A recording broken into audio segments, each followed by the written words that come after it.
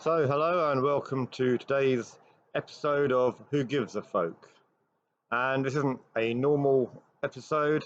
It's, well, basically, people said to me, I can't just invent a term and like folk drama and expect people to know what I'm talking about.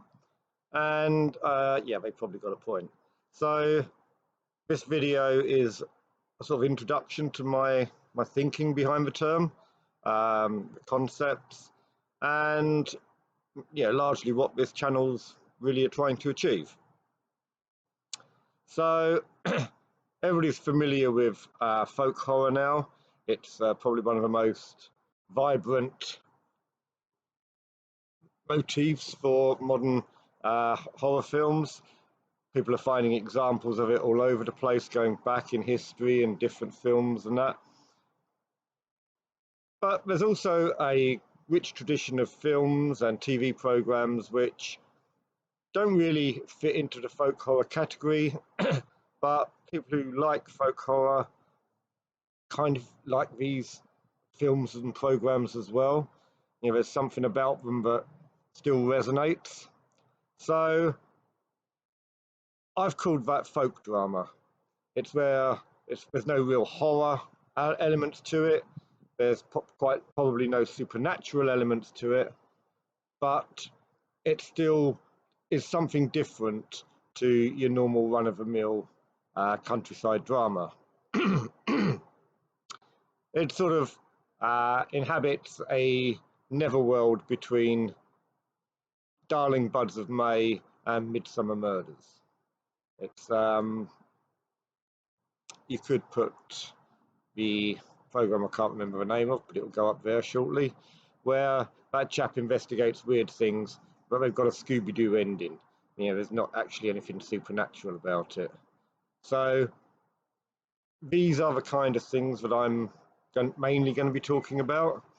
It's because I think there's a lot of stuff out there which would appeal to people if they can only find it, or if they look at it from a certain perspective.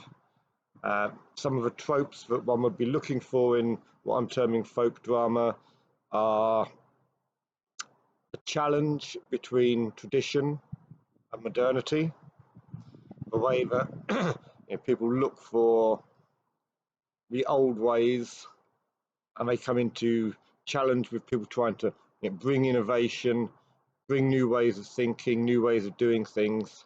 And it's that conflict, it's that clash of the past, the traditions, and modernity coming in. You can see that in programs like, or films like A Canterbury Tale, where Mr. Culpeper is the sort of defender of tradition and saying how important it is to remember it in the face of the changes of the Second World War. You can see it in a gentle sitcom like The Great Outdoors, the little traditions and ways of the Rambling Club being challenged by an outsider with new ideas, GPS tracking, all this sort of modern idea of how to do things. And this reflects what goes on in society. We see housing developments in countrysides ruining the traditional life of the village. We see high streets losing their individual charm as the chains move in and make them all like one large monoculture. And some people like that. They'd like being able to go to any town and knowing that there'll be a Primark or something there. But an awful lot of people really resent the way that the little independent shops, the shops that give character and quirkiness to a place, are being driven out. So I think this is reflected in folk drama. I think this is something that isn't just new to us. There's a couple of books on rural England, rural villages, made at the turn of the 1900s. And there you see people ruining the changes, ruining the way that the villages aren't what they used to be. So it's not a new thing. We feel it very strongly at the moment, but it is something that echoes through time, echoes down the decades, this resistance to change. And I think that's why something like folk drama is an important thread through most of 20th century and 21st century TV and film. Another important thread that I think underpins a lot of folk drama is, and this shares elements with folk horror, it is the reliance on the countryside, the isolation, the the freedom from the impact of the city or the large towns, the sort of the landscape itself in many of these programs is a character in its own right. It is the scene on which the dramas unfold. It is not just there for a bit of padding or a bit of backing. It has an effect on the people. It has an effect on the story. It is part of the story. So the landscape, the countryside, that's all an important part of folk drama. What we also see in folk drama is a sort of storytelling that has a lot in common with folk tale, folk song. The simplistic way of delivering a story, often a sort of moral undercurrent, and not necessarily a moral undercurrent that people today would agree with, but it's often there. And again, this is something I think that ties us into people over the past decades. They shared the same ideas, the same rituals, the same traditions. Another thing about a lot of folk drama is they reflect a kind of pilgrimage, a journey, where people start the story and end the story in a different place, having learnt something through their endeavours, through their journey. It's a sort of transformational element, and in a lot of the programs I'm talking about, there are sort of liminal places where past and present merge, old ways, new ways merge. So these are always important aspects. You might not find them in all of the things all of the programs I'm going to suggest, but there's a current in a lot of them.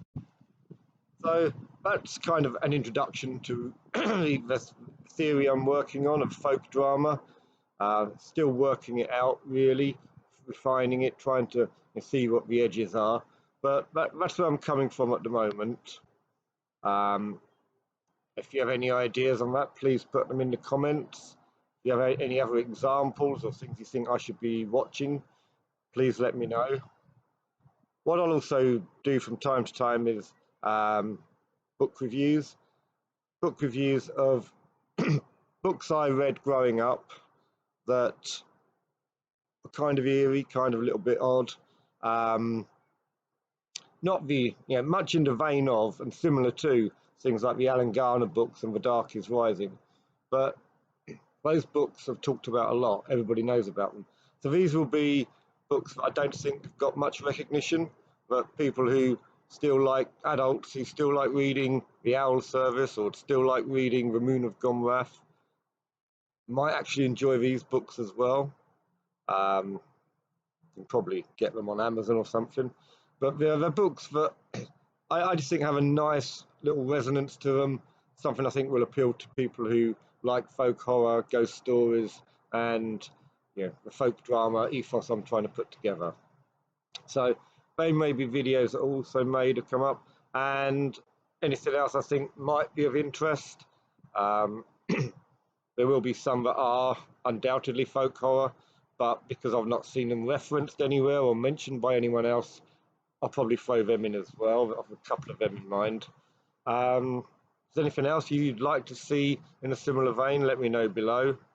If you like this concept, you like the channel, you'd like to see where it goes, please press like and subscribe, and I'll try and keep the content coming, and hopefully in a bit of two-way dialogue we can flesh out this concept of folk drama and start getting it recognised by other people, and build up a little library of interesting programs that will appeal, I think, to a lot of people who want something else when they've run out of folk horror.